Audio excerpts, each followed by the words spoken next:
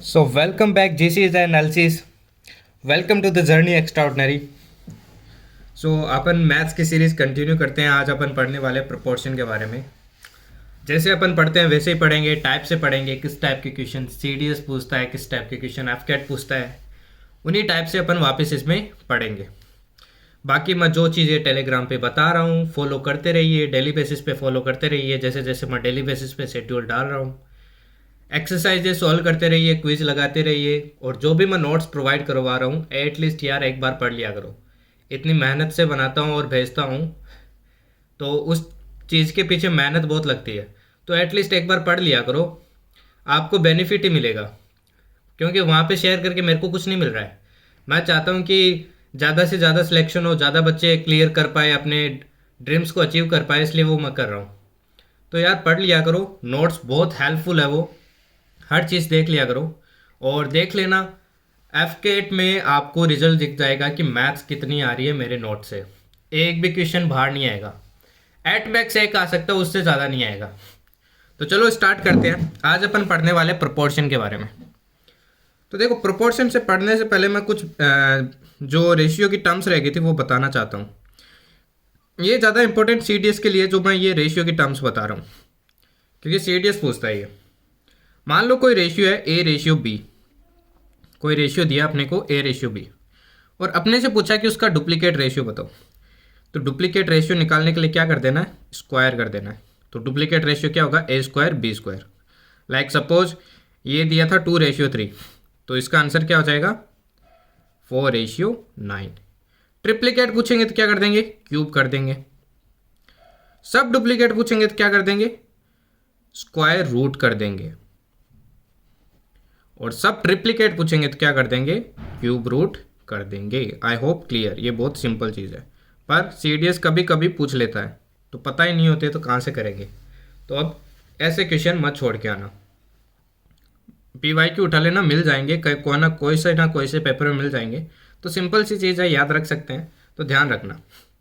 अब सेकेंड आता है कंपाउंड रेशियो। ये CDS भी पूछ लेता है, FCAT भी पूछ लेता है। CDS तो पूछता है, काफ़ी बार पूछता है। कंपाउंड रेशियो देखो क्या होता है। मान लो कोई 3 रेशियो दिए हैं अपने को। रेशियो है M/N, दूसरा है P/Q, और दूसरा है P/Q, और तीसरा है R/S। और अपने को बोला कि इनका कंपाउंड रेशियो निकाल। तो कंपाउंड रेशियो क्या होता है, मल्टीप्लाई होता है इनका, M/N into P/Q into R/S। Clear. Suppose पहला रेशियो दे दिया अपने को 2/3, दूसरा दे दिया 9/14, तीसरा दे दिया 14/27। तो अपन क्या कर देंगे, कंपाउंड रेशियो निकालने के लिए इनको मल्टीप्लाई कर देंगे। I hope it is clear. जो भी आंसर आएगा वो रेशियो आंसर होगा। क्लियर। चलो तो नेक्स्ट कंसेप्ट पे चलते हैं। आज जो अपन ने स्टार्ट किया वो है प्रोपोर्शन। प्रोपोर्शन इंपॉर्टेंट चैप्टर है, ध्यान रखना। तो पहले समझ लो प्रोपोर्शन होता क्या है। प्रोपोर्शन होता क्या है, प्रोपोर्शन कोई भी 2 रेशियोज है उनको कंपेयर करने के लिए होता है। कोई भी 2 रेशियो अगर इक्वल है तो उनके बीच में जो साइन लगाया जाता है उसको क्या बोलते हैं, प्रोपोर्शन बोलते हैं। लाइक सपोज एक रेशियो है A/B, और दूसरा रेशियो है C/D। अब मान लो मैंने इसको लिखा A/B और इसको लिख सकते हैं C/D। ये दोनों अगर इक्वल आ गए तो यहाँ जो इसके बीच में ये जो साइन रिप्लेस किया जाता है वो अपन कौन सा यूज करते हैं मैथमेटिक्स के फॉर्म में, प्रोपोर्शन का। तो क्या आ जाएगा, A/B is proportion to C/D। तो कुल मिला के क्या बात है, इसका मतलब होता है इक्वल। क्लियर। अब कुछ चीजें ध्यान रखनी है। ये जो स्टार्टिंग और लास्ट वाला पॉइंट होता है ना, इसको बोलते हैं एक्सट्रीमम। इसको क्या बोलते हैं, एक्सट्रीमम। इसको बोलते हैं एक्सट्रीम्स। और जो बीच वाले पॉइंट होते हैं इनको क्या बोलते हैं, मीन्स। तो यहाँ से एक फॉर्मूला बन जाता है, क्योंकि देखो मैंने क्रॉस मल्टीप्लाई कराया है इसको। तो क्रॉस मल्टीप्लाई कराया तो AD इक्वल्स टू क्या आया, BC आया। A और D क्या है, एक्सट्रीमम्स है। तो मतलब product of extremums is equals to product of means. ये ध्यान रखना। अब क्वेश्चन कैसे पूछेगा, कोई एक वैल्यू गायब कर देगा और पूछेगा बताओ क्या होगा, तो ये फॉर्मूला डायरेक्ट यूज कर सकते हैं। या ये कंसेप्ट ध्यान रखो। क्लियर? चलो नेक्स्ट चीज़ पे चलते हैं। नेक्स्ट चीज़ देखो, मीन प्रोपोर्शनल। अब नेक्स्ट जो चीज़ अपन पढ़ने वाले हैं वो है मीन प्रोपोर्शनल। मीन प्रोपोर्शनल देखो क्या होता है, इन टर्म्स को ध्यान से समझना है क्योंकि इन टर्म्स से क्वेश्चन पूछेगा। सीडीएस भी बहुत पूछता है, मीन प्रोपोर्शनल पूछ लेता है। मान लो कोई तीन ही वैल्यू है, एक है ए, एक है बी और तीसरी है सी। तो मीन प्रोपोर्शनल का मतलब होता है इस बी को दो बार यूज करना, A by B equals to B by C. तो यहाँ से अगर मैं सोल्व करता हूँ तो देखो बी स्क्वायर इक्वल्स टू क्या आ जाएगा, ए सी, और यहाँ से बी की वैल्यू क्या आ जाएगी, रूट ए सी। ये जो b की वैल्यू है ना, इसी को क्या कहते हैं, मीन प्रोपोर्शनल कहते हैं। तो एक चीज़ तो ये क्लियर रखना कि मीन प्रोपोर्शनल में तीन ही वैल्यू होगी, और वो जो मीन प्रोपोर्शनल वाली वैल्यू होती है वो दोनों में एक कॉमन होती है, मतलब उसको लिखा जाएगा a by B equals to B by C, और b की वैल्यू क्या होगी, equals to root A C. जैसे नेक्स्ट क्वेश्चन है, क्वेश्चन से समझो, a दिया हुआ है अपने को और c दिया हुआ है, find mean proportional of 8 and 18। Mean proportional हमेशा बीच वाला ही होता है, मैंने अभी बताया। तो मतलब b नहीं दिया हुआ है, तो या तो ये यूज़ कर लो कंसेप्ट, या फिर डायरेक्ट निकाल लो, b इक्वल्स टू क्या होगा, 8 इंटू 18।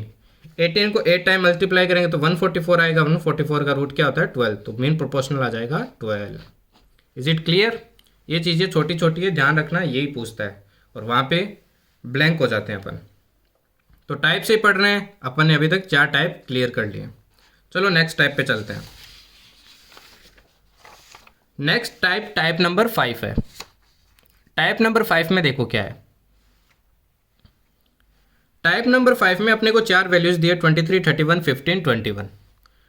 अब बोला है कि इन सब वैल्यूज में एक पर्टिकुलर वैल्यू ऐड की जाएगी, और उस वैल्यू को ऐड करूंगा तो ये सारे क्या आ जाएंगे, प्रोपोर्शन में आ जाएंगे। देखो मैं अभी इन वैल्यूज को प्रोपोर्शन में लिखता हूँ। 23 प्रोपोर्शन मतलब ये इस तरीके से लिख सकता हूँ, तो ये दोनों देखो इक्वल नहीं आ रही है, मतलब ये प्रोपोर्शन में नहीं है। तो इस क्वेश्चन में ये पूछा गया है कि मैं इन सब में क्या ऐड करूं कि ये प्रोपोर्शन में आ जाए। तो मैंने मान लिया कि सब में मैं x ऐड कर रहा हूँ, 23 plus x, 31 plus x, 15 plus x, 21 plus x. अब ये प्रोपोर्शन में होगी, तो प्रोपोर्शन में होंगे तो इसको क्या लिख सकते हैं, 23 plus x divided by 31 plus x equals to 15 plus x divided by 21 plus x. अब क्रॉस मल्टीप्लाई करके सोल्व करोगे तो आंसर आ जाएगा, कोई दिक्कत नहीं है उसमें। क्रॉस मल्टीप्लाई तो सब कर ही लोगे यार, इतना तो मैं मानता हूँ तुम लोग कर लोगे। पर मैं इसके लिए एक शॉर्टकट भी बता देता हूँ, जो मेरे को ज़्यादा बेटर लगती है, मेरे को पर्सनली ज़्यादा बेटर फील होती है, वरना बेसिक से कर ही सकते हैं। तो मैं बेसिक और दोनों बता रहा हूँ। तो शॉर्टकट देखो क्या है, अगर 4 नंबर है, मान लो पहला a है, दूसरा b है, तीसरा c है और चौथा d है, और अपने को बोला जाए कि ऐसा क्या नंबर ऐड करें कि प्रोपोर्शन में हो जाए, तो वो नंबर की वैल्यू देखो क्या होगी, product of extreme minus product of means divided by sum of means minus product of sum of extremes. ये फॉर्मूला याद रख लो, बस वैल्यूज पुट करनी है, ए की जो वैल्यू ए पुट करो, डी की डी है, तो ये फॉर्मूला याद कर लो, जो आंसर आएगा वही अपना आंसर होगा। Is it clear? I hope it is clear. ठीक है, जैसे इसमें करके दिखा देता हूँ मैं। अपन ने वैल्यू पुट की 32, 8, जैसे इस वाले क्वेश्चन में करके देखते हैं अपन। इस वाले क्वेश्चन में कैसे होगा देखो, 23 into 31 sorry 21 minus 31 into 15 divided by b plus C कितना हो जाएगा अपना 46, और ये कितना हो जाएगा 44। तो ये अपना आ जाएगा 483 माइनस 465 डिवाइडेड बाय 2, यहाँ से आंसर आ जाएगा 9। इसमें भी 9 ही आएगा, इसमें भी 9 आएगा। तो सेम ही चीज़ है, कोई सा भी अप्लाई कर सकते हो। चलो नेक्स्ट टाइप पे चलते हैं। तो ऐसे क्वेश्चन सीडीएस पूछ सकता है, ध्यान रखना ये वाला। नेक्स्ट 6th टाइप पढ़ते हैं अपन। 6th टाइप में क्या बोला, अपन 4 वैल्यूज लेते हैं जब भी प्रोपोर्शन में लेते हैं, ए बी सी डी। इस फर्स्ट वैल्यू को बोलते हैं फर्स्ट प्रोपोर्शनल, सेकंड वैल्यू को बोलते हैं सेकंड प्रोपोर्शनल। अब एक चीज़ देखो, अगर 3 ही वैल्यू दी होती तो अपन बी को क्या बोलते हैं, मीन प्रोपोर्शनल, पीछे ही पढ़ा है। अगर 3 वैल्यू दी होती और तीसरी वैल्यू पूछी जाती, सिर्फ 3 ही वैल्यू दी होती और तीसरी पूछी जाती, तो इसको अपन क्या बोलते हैं, थर्ड प्रोपोर्शनल। और जब चारों वैल्यू दी हो जाती है और लास्ट वाली पूछते हैं तो इसको क्या बोलते हैं, फोर्थ प्रोपोर्शनल। जैसे ये क्वेश्चन है देखो, इसमें पूछा है थर्ड प्रोपोर्शनल। अगर मेन प्रोपोर्शनल पूछते तो अपन क्या फॉर्मूला लगाते, A by B equals to B by C. A हो जाता है ये, सी हो जाता है ये, पर अपने से क्या पूछा है, थर्ड प्रोपोर्शनल, मतलब तीन वैल्यू और थर्ड लास्ट वाली पूछी है, मतलब ये ए होगा और ये बी होगा, सी अपने को पता नहीं है, तो वापस वही फॉर्मूला लगा लेंगे, A by B equals to B by C. A अपना कितना है देखो 0.8, बी अपने को दिया 0.2, बी अपने को दिया 0.2 और सी जो थर्ड प्रोपोर्शनल है वो पूछा है। तो यहाँ से आंसर क्या आ जाएगा देखो, ये आ जाएगा पॉइंट से पॉइंट हटा, ये 0.4 डिवाइडेड बाई 8, ये आ जाएगा 0.05। इज इट क्लियर, सबको क्लियर है?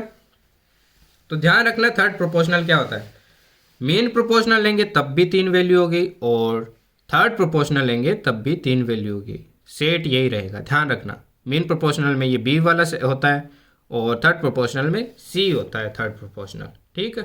फोर्थ प्रोपोर्शनल में तो चार ही वैल्यू होती है, उसमें तो कोई दिक्कत ही नहीं है। अब एक नेक्स्ट क्वेश्चन देखो जो CDS में ही पूछा गया था एक टाइम। अब इसमें एक मैं अप्रोच बताना था मेरे को, कभी कभी अपन क्या कर सकते हैं, वैल्यू लेट करके भी क्वेश्चन कर सकते हैं। अब अपने को A ratio B equals to बोला, B रेशियो C पूछा, A की पावर 4 B की पावर 4 इक्वल्स टू क्या होगा। तो देखो अपने को पहले तो नॉर्मल अप्रोच से बता देता हूँ, A by B equals to दिया है B बाई सी, तो यहाँ से बी स्क्वायर इक्वल्स टू क्या आ गया AC। अपने से क्या पूछा है, A की पावर 4 रेशियो B की पावर 4 पूछा है, तो B स्क्वायर की वैल्यू AC है, तो मैंने यहाँ पे पुट कर दी B स्क्वायर की वैल्यू, तो इसको वापस स्क्वायर करूँगा तो क्या हो जाएगा, B की power 4 equals to A square C square, तो यहाँ पुट की मैंने A square C square, square से ये कट जाएगा तो रह जाएगा, तो आंसर क्या है, A square ratio C square, तो आंसर क्या हो जाएगा B। दूसरा अप्रोच क्या है, ऐसी वैल्यूज लेट कर लो कि इसको सेटिस्फाई करें। जैसे मैंने A की लेट कर ली 1, B की लेट कर ली 2, अब B की तो यहाँ पे लेट है 2 ऑलरेडी, C का मेरे को ऐसा कुछ लेट करना पड़ेगा जैसे इधर 1/2 बना है, इधर भी 1/2 बना है, कट करके 1/2 बन जाए, तो 4 लेट कर लूँ क्योंकि कट होगा तो वापस 1/2 बन रहा है। अब वैल्यूज आ गई, अब A की पावर 4 B की पावर 4 की वैल्यू निकाल लो। A की पावर 4 A क्या है 1, तो 1 रेशियो B की पावर 4 करेंगे कितना आएगा 16। अब ऑप्शन में सब में वैल्यूज पुट करके देख लो किसमें ये सेम आंसर आ रहा है। फर्स्ट में नहीं आएगा, ए 1 इंटू 4 आ रहा है इधर, और इधर 2 का स्क्वायर करेंगे 4 1 रेशियो 1 बन रहा है, पर सेकंड में हो रहा है देखो 1 4 का स्क्वायर करेंगे 16, तो सेकंड ऑप्शन अपना करेक्ट हो जाएगा। तो ये एक सेकंड अप्रोच है, ध्यान रखना। चलो नेक्स्ट पे चलते हैं, टाइप नंबर 7 पे। टाइप नंबर 7 और 8 सबसे इंपॉर्टेंट है, यहीं से ज़्यादा क्वेश्चन उठते हैं, स्पेशली CDS में तो यहीं से आता है, FCAT में भी यहीं से काफ़ी बार उठता है। अब देखो डायरेक्ट प्रोपोर्शन क्या होता है। डायरेक्ट प्रोपोर्शन, मान लो एक वैल्यू है उस पर कोई दूसरी वैल्यू डिपेंड कर रही है डायरेक्टली, मान लो A बढ़ रहा है तो B भी बढ़ रहा है, ये डायरेक्ट प्रोपोर्शन का साइन होता है। मतलब A इंक्रीज होगा तो B भी इंक्रीज होगा, A डिक्रीज होगा तो B भी डिक्रीज होगा। तो यहाँ पे देखो अगर मैं प्रोपोर्शनलिटी का साइन हटाता हूँ तो यहाँ पे क्या आ जाएगा, कोई कांस्टेंट K आ जाएगा, KB। तो यहाँ से A by B equals to क्या आ जाएगा, K, जो कि क्या है कांस्टेंट है, मतलब A बाई बी हमेशा कांस्टेंट रहेगा। तो मतलब A1 by B1 equals to होगा A2 बाई B2, हमेशा ऐसे चलता जाएगा और ये हमेशा कांस्टेंट रहेगा। अब क्वेश्चन में कैसे यूज होगा, बोला अपने को A is proportional to B square, A is proportional to B square, अगर कांस्टेंट लगाऊंगा तो KB स्क्वायर आएगा, A बाई बी स्क्वायर क्या आ जाएगा, कांस्टेंट आ जाएगा, राइट। अब A 10 है तो B कितना 8 है, तो बताओ B क्या होगा जब A 40 होगा। तो मतलब यहाँ से क्या आ गया, A1 बाई B1 का स्क्वायर इक्वल्स टू होगा A2 बाई B2 का स्क्वायर, राइट। ऐसे चलता जाएगा ये। A1 अपने को दिया हुआ है 10, B1 दिया हुआ है 8 तो 64 इक्वल्स टू A2 अपने से दिया हुआ है 40 और B2 स्क्वायर अपने से पूछा है। 0 से 0 कैंसिल, B2 का स्क्वायर इक्वल्स टू कितना आ जाएगा, 6 4 जा 24, 4 4 जा 16, 256 आएगा। तो B2 कितना आ जाएगा अपना 16 आ जाएगा, क्योंकि ये 16 का स्क्वायर है। क्लियर, कैसे यूज़ करना है समझ में आया। अब ये बहुत इंपॉर्टेंट क्वेश्चन है, काफ़ी बार FCAT में भी पूछते हैं और CDS में भी आपको ये क्वेश्चन मिल जाएगा, काफ़ी बार पूछा हुआ है। मतलब लैंग्वेज चेंज रहेगी पर क्वेश्चन सेम ही रहता है मतलब वैल्यू चेंज रहेगी। अपने से बोला है एक डायमंड था, उस डायमंड की जो प्राइस है वो डायरेक्टली प्रोपोर्शनल है स्क्वायर ऑफ इट्स वेट, मतलब price of the diamond is directly proportional to square of its weight. If the diamond breaks into 4 pieces, 4 pieces में टूट गया, पहले ऐसे सिंगल पीस था, अब 4 पीसेस में टूट गया।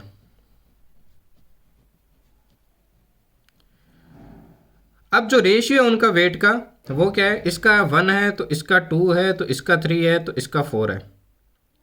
अब टूटने की वजह से अपने को नुकसान हुआ 1,40,000 का, तो बताओ ओरिजिनल प्राइस क्या था। अब देखो वेट का रेशियो दिया हुआ है तो प्राइस देख लेते हैं कितनी होगी। 1 का स्क्वायर 1, 2 का स्क्वायर 4, 3 का स्क्वायर 9, 4 का स्क्वायर 16, राइट। यही प्राइस का प्रोपोर्शनल होगा इनका। इनिशियल में वेट कितना था, 4 + 3 7, 7 + 2 9, 9 + 10, इनिशियल में कितना था 10 था, तो इनिशियल में प्राइस कितनी थी 100, है ना, क्योंकि प्राइस तो वेट के प्रोपोर्शनल है। तो इनिशियल में प्राइस कितनी थी 100, और अब कितनी हो गया देखो 16 और 9 25, 25 और 5 30, अब 30 हो गई है। अब 30 हो गया मतलब लॉस कितने का हुआ है, 70 पार्ट का लॉस हुआ है। और 70 पार्ट का लॉस कितने का दे रखा है अपने को, 1,40,000। इनिशियल कितना था 100 पार्ट, 100 पार्ट था तो 100 पार्ट निकालने के लिए 70 क्या कर दूँ, डिवाइड कर दूँ, और इंटू क्या कर दूँ 100 कर दूँ, राइट। तो देखो 0 से 1 0 कैंसिल हो जाएगा, 7 से कट किया तो ये आ जाएगा 2 lakh. Clear, I hope this question is clear, इसको ध्यान से देख लेना। नेक्स्ट देखो इनवर्स प्रोपोर्शन।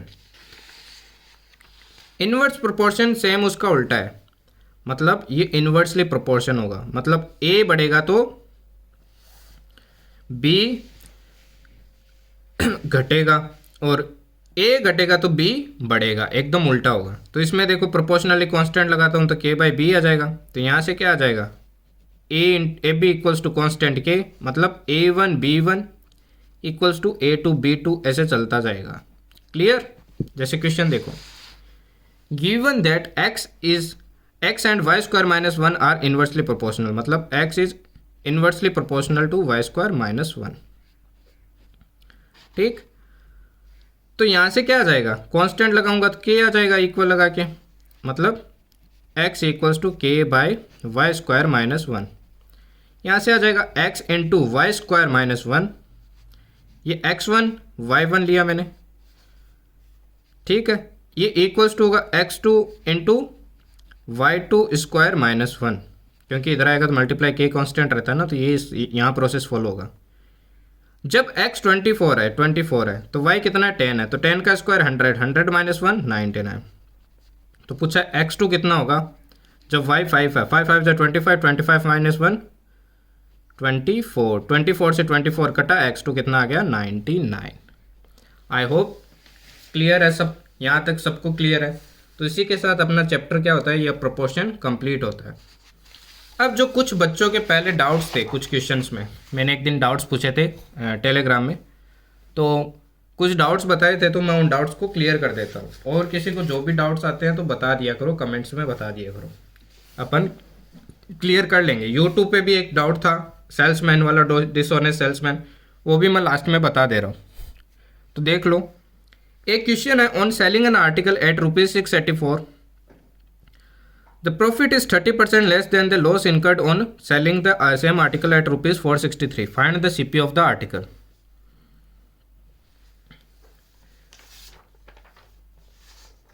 तो देखो यहाँ पे क्या बोला है, एक आर्टिकल है उसको अपन सेलिंग कितने पे कर रहे हैं 684 पे, एस पे कितना है 684,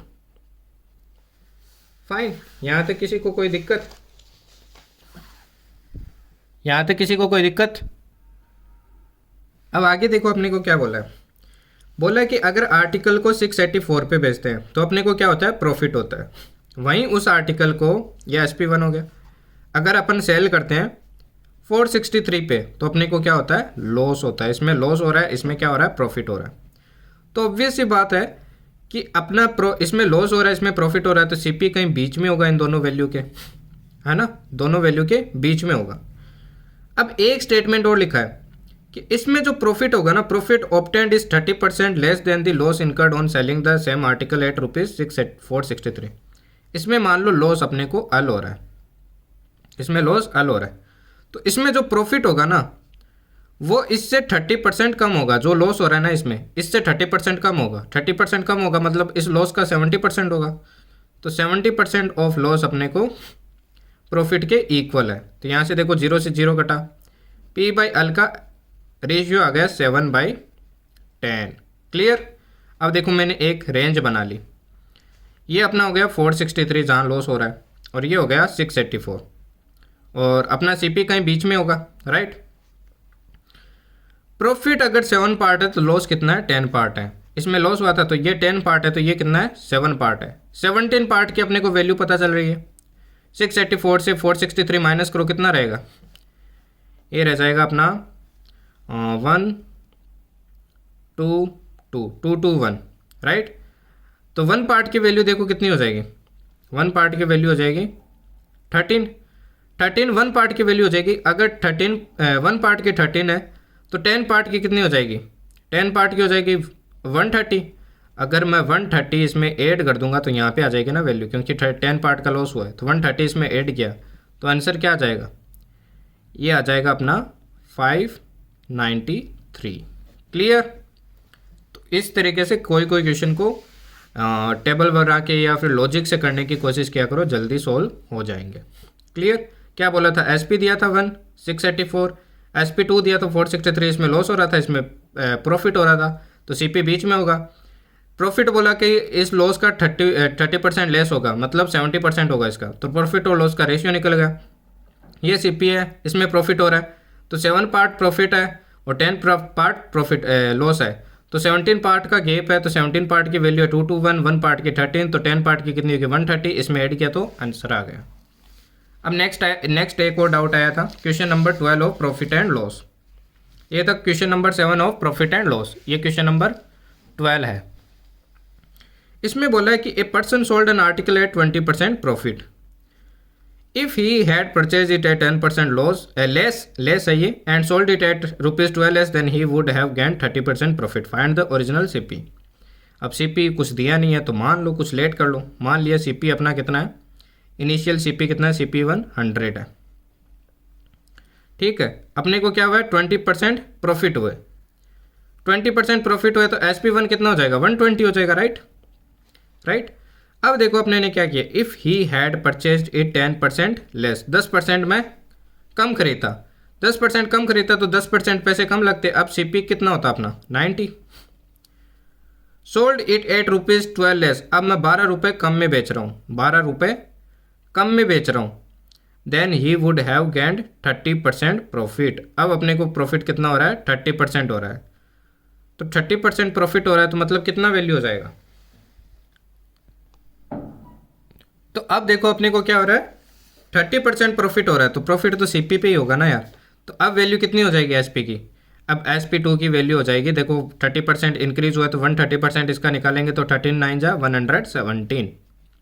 अब SP अपना इतना है, पर देखो लॉजिक वाली बात क्या थी अब अपन 12 रुपये कम में बेच रहे हैं, 12 रुपये कम में, पर गैप तो अपना कितना आ रहा है, 3 ही आ रहा है, 3 रुपीज़ का ही आ रहा है। तो अपने को इस गैप को कितना बनाने पड़ेगा, 12 बनाना पड़ेगा। तो किससे मल्टीप्लाई करना पड़ेगा, 4 से, तभी गैप 12 बनेगा ना। तो इसको भी 4 से करना पड़ेगा और इसको भी किससे करना पड़ेगा, 4 से करना पड़ेगा। इन सबको 4 से करना पड़ेगा तो इनको भी 4 से करना पड़ेगा। तो इनिशियल CP पूछी तो वो कितनी हो गई, 400। I hope it is clear. Last देख लो एक और जो डिसऑनेस्ट में आता है। डिसऑनेस्ट पे जाते हैं उससे पहले एक डिस्काउंट का और डाउट आया था, question number 32। A product is marked at 25% profit. After some discount, the profit becomes 12.5%. What is the discount? अब कुछ दिया नहीं है तो अपन मान लेते हैं CP कितनी है, 100 है। अब बोल रहा है कि प्रोडक्ट को मार्क किया गया था 25% प्रॉफिट पे, तो मार्क्ड प्राइस क्या हो जाएगा, 125। आफ्टर सम डिस्काउंट दिया तो अब प्रॉफिट हो रहा है 12.5%, इसी पे होगा प्रॉफिट। तो मतलब सेल कितने में किया गया, 112.5। तो डिस्काउंट तो हमेशा इस पे मार्केट प्राइस पे दिया जाता है, कितने का दिया है, 12.5 का दिया है, ओवर कितने पे, 125 पे, इंटू 100। तो ये देखो एक जीरो मैंने इसमें ऐड कर दिया पॉइंट हटाने में, ये 1 आ गया, तो डिस्काउंट कितने होगा, 10% का, राइट। अब एक जो डाउट आ रहा था कैंडिडेट्स के, वो इस क्वेश्चन में आ रहा था, सेल्समैन वाले में। तो ये मैं बता देता हूँ, देखो ध्यान से समझना। डिसऑनेस्ट सेल्समैन है, अपने को बोला है कि 1000 ग्राम की, अपने ने उससे 1000 ग्राम की चीज़ मांगी, पर अपने को कितने दी, 800 ग्राम की दी। साथ में वो उस कमोडिटी की 20% प्राइस बढ़ा के अपने को दे रहा है। तो पूछा है कि ओवरऑल उसको कितना प्रॉफिट हुआ। तो प्रॉफिट तो होगा, देखो, है ना। तो देखो देखते हैं कितना प्रॉफिट हुआ। सबसे पहले लाइन खींचनी, मैं बता रहा हूँ वो स्टेप्स फॉलो कर लो। सबसे पहले इसमें देखो दुकानदार को फ़ायदा हो रहा है या लॉस हो रहा है। 1000 ग्राम मांगी अपने ने, 800 ग्राम ही दी, तो उसको फ़ायदा हो रहा है ना, फ़ायदा हो रहा है ना, राइट। तो मतलब उसको पैसे ज़्यादा मिलेंगे ना। इन दोनों में से बड़ी वैल्यू कौन सी है, 1000 है, तो उसको कौन सी मिलेगी, 1000 वाली मिलेगी। इधर उसको प्रॉफिट होगा या लॉस होगा वो वाली इधर लिखेंगे, पर दुकानदार को जो प्रॉफिट या लॉस होगा वो इधर लिखेंगे, और 800 ग्राम अपने को मिलेंगे।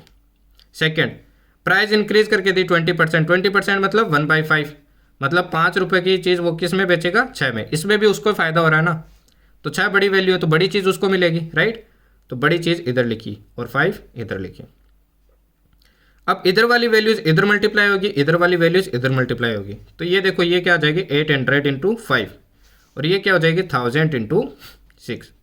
अब देख लो ये दोनों एक दूसरे से कुछ कट रहा है तो काट लो। देखो 2 जीरो से 2 जीरो कट गया, 5 से ये 2 टाइम कट गया, राइट। और क्या कट रहा है, 2 से ये 4 कट गया, और 2 से ये 3 आ गया, ये आ गया 2।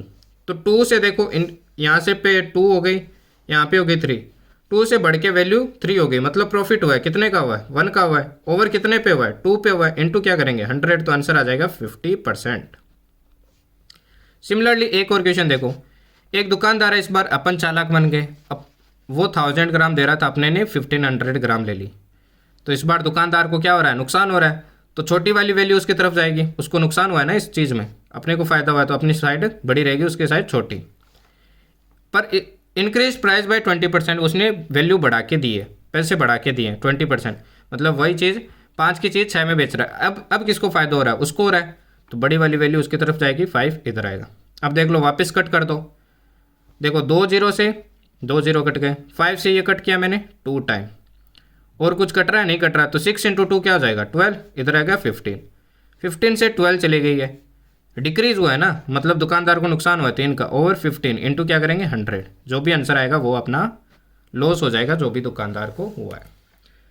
तो चीज़ें करते रहिए यार, मैं अपना बेस्ट दे रहा हूँ, सब चीज़ें देने की कोशिश कर रहा हूँ, बस आप मेहनत करो, बी कंसिस्टेंट एंड चीज़ों को रिवाइज करते रहिए।